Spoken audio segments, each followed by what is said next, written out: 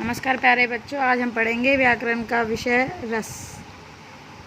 काव्य साहित्य को पढ़ने, सुनने, देखने से जो आनंद मिलता है या जो आनंद की अनुभूति होती है उसे रस की संज्ञा दी गई है। रस के निम्नलिखित अंग होते हैं। भाव, मन के विकारों या आवेगों को भाव कहते हैं। जो मन में विकार होते हैं ये दो प्रकार के होते हैं, स्थायी भाव और व्यभिचारी या संचारी भाव। स्थायी भाव ये प्रत्येक मनुष्य के हृदय में स्थायी रूप से स्थित होते हैं। कोई मनुष्य इनसे वंचित नहीं है। इनकी संख्या 9 होती है और हर रस का एक स्थायी भाव होता है। श्रृंगार रस का स्थायी भाव है रति, वीर रस का स्थायी भाव है उत्साह, शांत रस का वैराग्य, करुण रस का स्थायी भाव है शोक, रौद्र रस का क्रोध और भयानक रस का स्थायी भाव है भय। सबके आपको याद होने चाहिए। विभत्स रस का स्थायी भाव है घृणा, अद्भुत रस का है विस्मय और हास्य का है हास और वात्सल्य तथा भक्ति का है वत्सलता।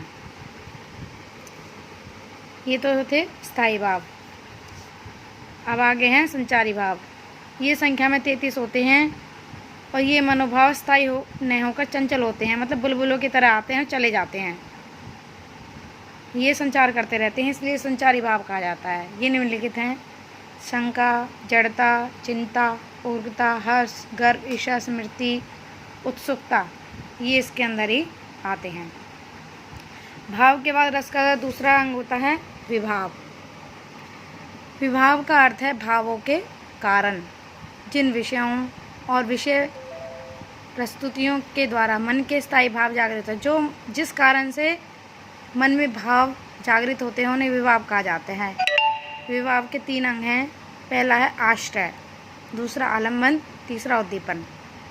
आश्रय, जिनके हृदय में भाव जागते हैं उन्हें आश्रय कहते हैं। मतलब जैसे राम है, राम और सीता होते हैं, राम के हृदय में भाव जागे हैं तो वे आश्रय है।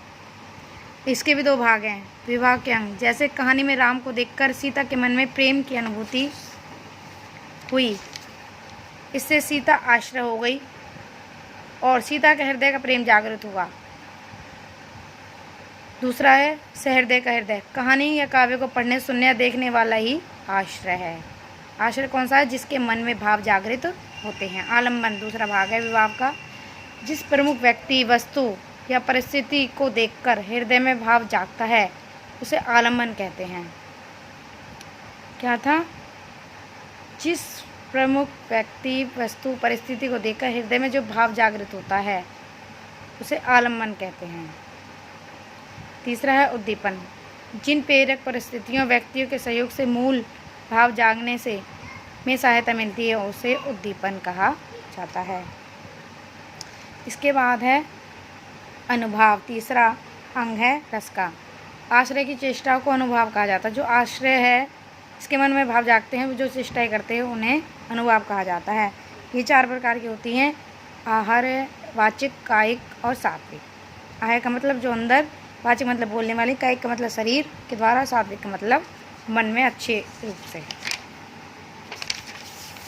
आज के लिए इतना ही बहुत है। ये रस आपको लिखने हैं और याद करने हैं, तो एक बार अच्छे से ये देख लीजिए। सबसे पहले रस की परिभाषा लिखनी है हमें उदाहरण सहित। उदाहरण कोई सा भी लिख सकते हो। खूब लड़ी मर्दानी वो तो झांसी वाली रानी थी, ये वीर रस का है। फिर उसके बाद रस के जो अंग हैं वो लिखने हैं। फिर भाव के दो भेद हैं वो लिखने हैं, स्थायी भाव, संचारी भाव। फिर स्थायी भाव कौन कौन से होते हैं और कौन कौन से रस में कौन सा स्थायी भाव है। फिर संचारी भाव,